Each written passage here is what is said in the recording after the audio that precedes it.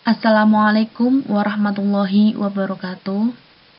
Perkenalkan, kami dari kelompok 2 akan mempresentasikan tentang konsep penelitian kuantitatif yang disusun oleh teman-teman saya.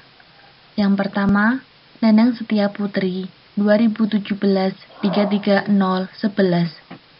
Rizky Wulandari, 2017-33017. Fiona Ramdania, 2017-33035, dan Linda Putri Utami, 2017-33045, kelas 6A PGSD.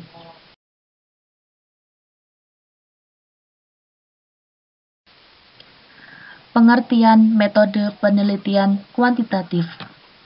Metode ini disebut juga metode positivistik karena berlandasan pada filsafat positivisme.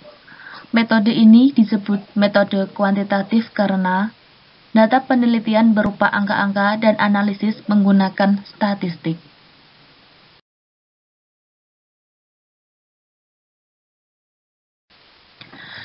Aksioma penelitian kuantitatif. Aksioma adalah pandangan dasar. Aksioma penelitian kuantitatif meliputi aksioma tentang yang pertama, sifat realitas. Dalam metode kuantitatif yang berlandasan pada filsafat positivisme, realitas dipandang sebagai sesuatu yang konkret, dapat diamati dengan panca indera, dapat dikategorikan menurut jenis, bentuk, warna, dan perilaku, tidak berubah, dapat diukur dan diverifikasi. Yang kedua, hubungan peneliti dengan yang diteliti. Dalam penelitian kuantitatif, kebenaran itu di luar dirinya, sehingga hubungan antara peneliti dengan yang diteliti harus dijaga jaraknya, sehingga bersifat independen.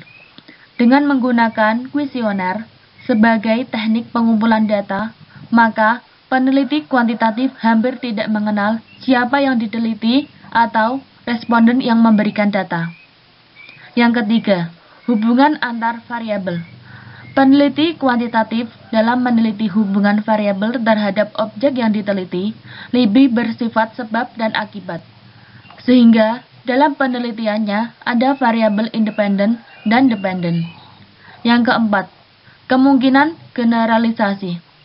Pada umumnya, penelitian kuantitatif lebih menekankan pada keluasan informasi, bukan kedalaman, sehingga metode ini cocok digunakan untuk populasi yang luas, dengan variabel yang terbatas. Yang kelima, peranan nilai. Dalam penelitian kuantitatif, karena peneliti tidak berinteraksi dengan sumber data, maka akan terbebas dari nilai-nilai yang dibawa peneliti dan sumber data. Karena ingin bebas nilai, maka peneliti menjaga jarak dengan sumber data supaya data yang diperoleh objektif.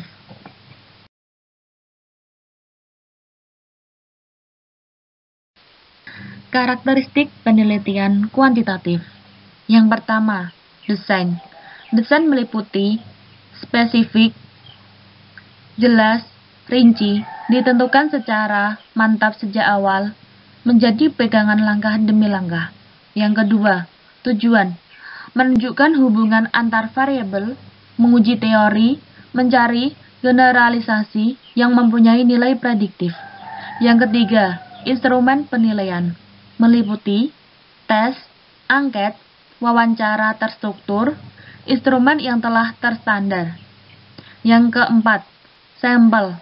Sampel meliputi besar, representatif, sedapat mungkin random, ditentukan sejak awal.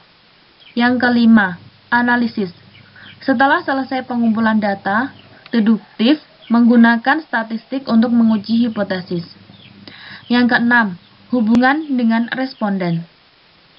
Hubungan dengan responden dibuat berjarak, kedudukan peneliti lebih tinggi, jangka pendek, sampai hipotesis dapat dibuktikan. Yang ketujuh, usulan desain.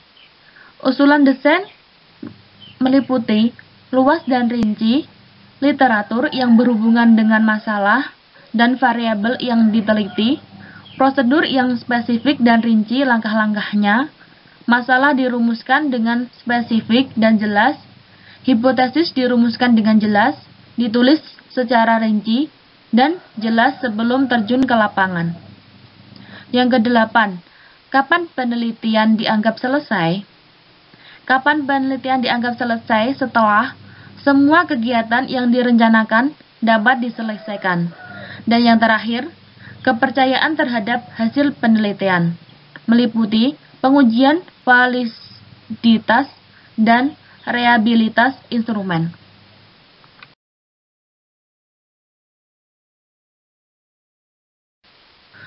Proses penelitian kuantitatif. Peneliti harus menguasai teori melalui membaca berbagai referensi. Selanjutnya, supaya masalah dapat dijawab dengan baik, maka masalah tersebut dirumuskan secara spesifik dan pada umumnya dibuat dalam bentuk kalimat tanya.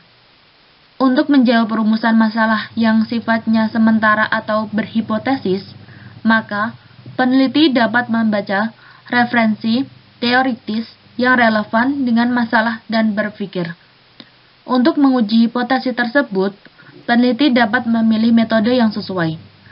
Setelah metode penelitian yang sesuai dipilih, maka peneliti dapat menyusun instrumen penelitian. Pengumpulan data dilakukan pada objek tertentu, baik yang berbentuk populasi maupun sampel. Setelah data terkumpul, maka selanjutnya dianalisis untuk menjawab rumusan masalah dan menguji hipotesis yang diajukan dengan teknik statistik tertentu. Kesimpulannya adalah langkah terakhir dari suatu periode penelitian yang berupa jawaban terhadap rumusan masalah.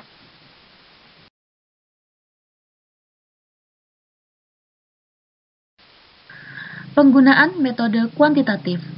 Metode kuantitatif digunakan apabila yang pertama, masalah yang merupakan titik tolak penelitian sudah jelas. Yang kedua, peneliti ingin mendapatkan informasi yang luas dari suatu populasi. Yang ketiga, ingin diketahui pengaruh perlakuan atau treatment tertentu terhadap yang lain.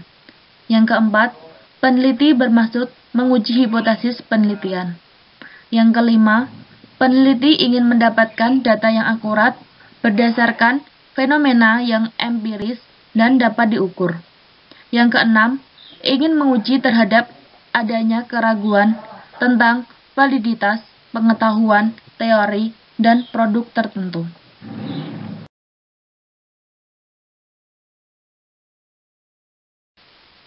Proses penelitian. Dalam penelitian kuantitatif, masalah yang dibawa oleh peneliti harus sudah jelas. Setelah masalah diidentifikasikan dan dibatasi, maka selanjutnya masalah tersebut dirumuskan. Berdasarkan rumusan masalah tersebut, maka peneliti menggunakan berbagai teori untuk menjawabnya. Teori tersebut dinamakan hipotesis. Hipotesis yang masih merupakan jawaban sementara tersebut selanjutnya akan dibuktikan kebenarannya secara empiris atau nyata. Untuk itu, peneliti melakukan pengumpulan data. Pengumpulan data dilakukan pada populasi tertentu yang telah ditetapkan oleh peneliti.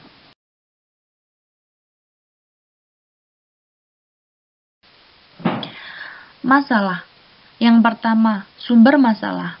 Masalah-masalah dapat diketahui atau dicari apabila terdapat penyimpangan antara pengalaman dengan kenyataan. Antara apa yang direncanakan dengan kenyataan, ada pengaduan dan kompetisi. Yang kedua, rumusan masalah. Bentuk masalah dapat dikelompokkan ke dalam bentuk A. Rumusan masalah deskriptif adalah suatu rumusan masalah yang berkenaan dengan pertanyaan terhadap keberadaan variabel mandiri, baik hanya pada satu variabel atau lebih. B. Rumusan masalah komparatif adalah rumusan masalah penelitian yang membandingkan keberadaan satu variabel atau lebih pada dua lebih sampel yang berbeda, atau pada waktu yang berbeda.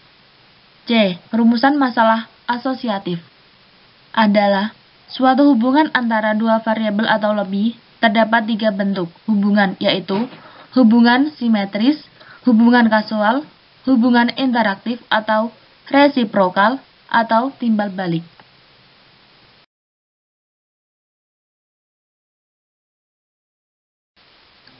Variabel penelitian meliputi yang pertama, variabel bebas atau variabel independen, merupakan variabel yang mempengaruhi atau menjadi sebab perubahan atau timbulnya variabel terikat. Yang kedua, variabel terikat atau variabel dependen adalah variabel yang dipengaruhi atau yang menjadi akibat karena adanya variabel bebas. Yang ketiga, variabel moderator adalah variabel yang mempengaruhi atau memperkuat atau memperlemah hubungan antara variabel independen dan dependen. Yang keempat, variabel intervening adalah variabel yang secara teoritis mempengaruhi hubungan antara variabel bebas dengan terikat, tetapi tidak dapat diamati dan diukur. Yang terakhir, variabel kontrol adalah variabel yang dikendalikan atau dibuat konstan sehingga hubungan variabel bebas dan terikat tidak dipengaruhi oleh faktor luar yang tidak diteliti. Variabel kontrol sering digunakan bila akan melakukan penelitian yang bersifat membandingkan melalui penelitian eksperimen.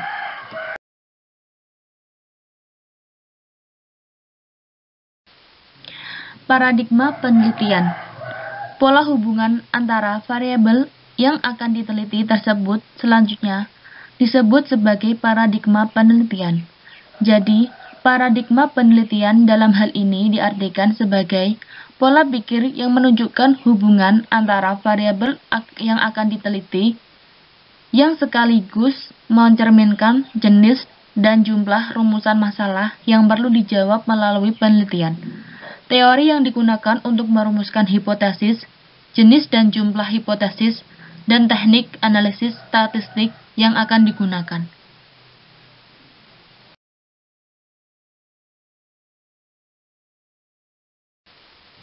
Landasan teori, kerangka berpikir, dan pengajuan hipotesis.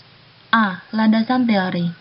Deskripsi teori dalam suatu penelitian merupakan uraian sistematis tentang teori dan bukan sekedar pendapat pakar atau penulis buku, dan hasil-hasil penelitian yang relevan dengan variabel yang diteliti. B. Kerangka berpikir. Langkah penyusunan kerangka berpikir untuk merumuskan hipotesis yaitu: yang pertama, menetapkan variabel yang diteliti; yang kedua, membaca buku dan hasil penelitian; yang ketiga, deskripsi teori dan hasil penelitian; yang keempat, analisis kritis terhadap teori dan hasil penelitian; yang kelima, analisis komparatif terhadap teori dan hasil penelitian; yang keenam, sintesa kesimpulan; yang ketujuh, kerangka berpikir; dan yang terakhir, hipotesis. C. Hipotesis. Hipotesis merupakan jawaban sementara terhadap rumusan masalah penelitian, di mana rumusan masalah penelitian telah dinyatakan dalam bentuk kalimat pertanyaan.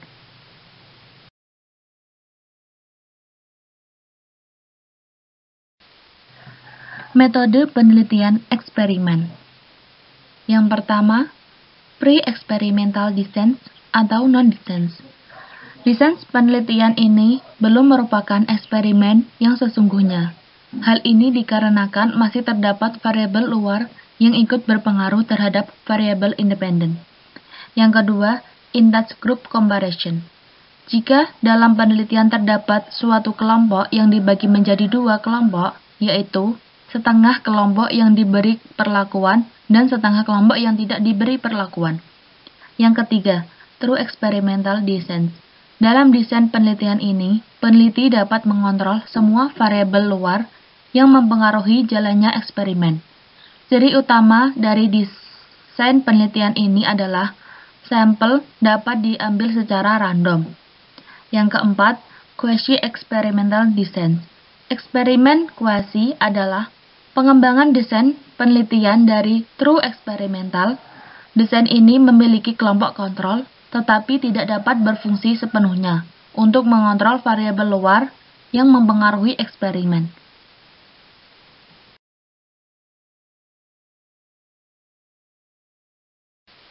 Populasi dan sampel. Populasi. Populasi adalah wilayah generalisasi yang terdiri atas objek atau subjek yang mempunyai kualitas dan karakteristik tertentu yang ditetapkan oleh peneliti untuk dipelajari dan kemudian ditarik kesimpulannya. Jadi, populasi bukan hanya orang, tetapi juga objek dan benda-benda alam yang lain. Sampel. Sampel adalah bagian dari jumlah dan karakteristik yang dimiliki oleh populasi tersebut. Teknik sampling. Teknik sampling adalah teknik pengambilan sampel untuk menentukan sampel yang akan digunakan dalam penelitian. Terdapat beberapa teknik sampling yang digunakan yaitu A. Probability sampling. Probability sampling adalah teknik pengambilan sampel yang memberikan peluang yang sama bagi setiap unsur atau anggota populasi untuk dipilih menjadi anggota sampel. B. Non-probability sampling. Non-probability sampling adalah teknik pengambilan sampel yang tidak memberi peluang atau kesempatan sama bagi setiap unsur atau anggota populasi untuk dipilih menjadi sampel.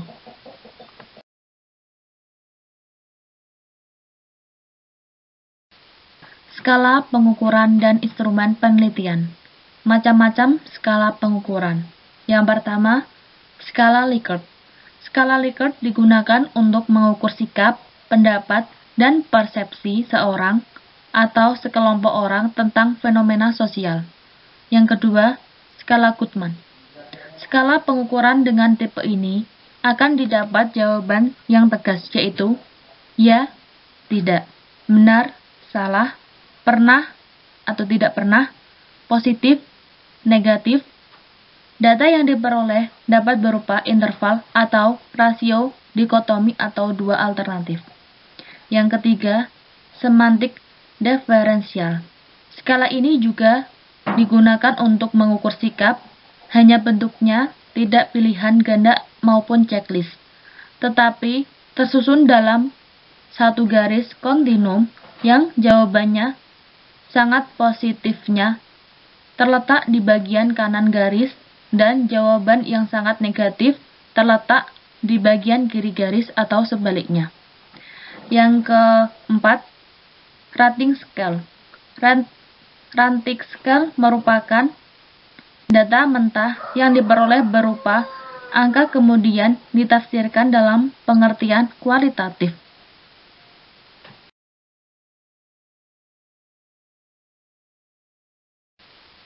Instrumen penelitian.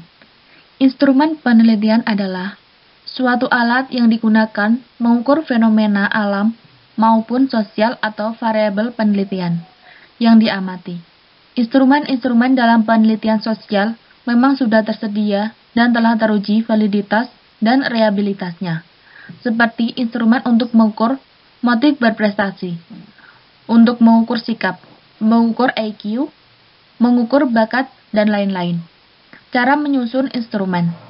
Titik tolak dari penyusunan adalah variabel-variabel penelitian yang ditetapkan untuk diteliti. Dari variabel-variabel tersebut diberikan definisi operasionalnya, dan selanjutnya ditentukan indikator yang akan diukur. Dari indikator ini kemudian dijabarkan menjadi butir-butir pertanyaan atau pernyataan.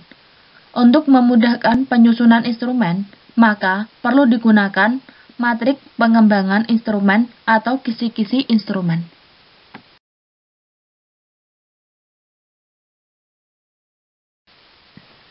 Teknik pengumpulan data. Yang pertama, interview atau wawancara. Wawancara digunakan sebagai teknik pengumpulan data apabila peneliti ingin melakukan studi pendahuluan untuk menemukan permasalahan yang harus diteliti, dan juga apabila peneliti ingin mengetahui hal-hal dari responden yang lebih mendalam dan jumlah responden sedikit atau kecil. Yang kedua, kuesioner atau angket. Kuesioner merupakan teknik pengumpulan data yang dilakukan dengan cara memberi seperangkat pertanyaan atau pernyataan tertulis kepada responden untuk dijawabnya. Yang ketiga, observasi atau pengamatan. Observasi sebagai teknik pengumpulan data mempunyai ciri yang spesifik bila dibandingkan dengan teknik yang lain, yaitu wawancara dan kuesioner. Observasi tidak terbatas pada orang, tetapi juga objek-objek alam yang lain.